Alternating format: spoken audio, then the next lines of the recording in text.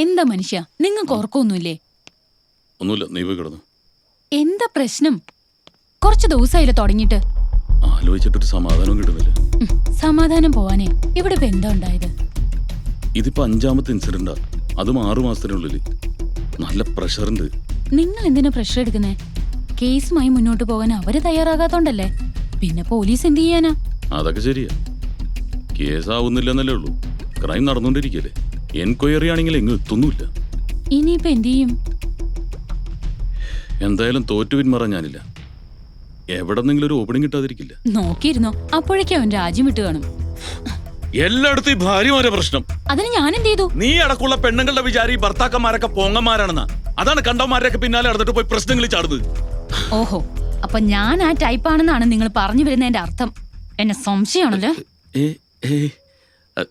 എന്റെ ചക്കരേനെ ഞാൻ സംശയിക്കൂ?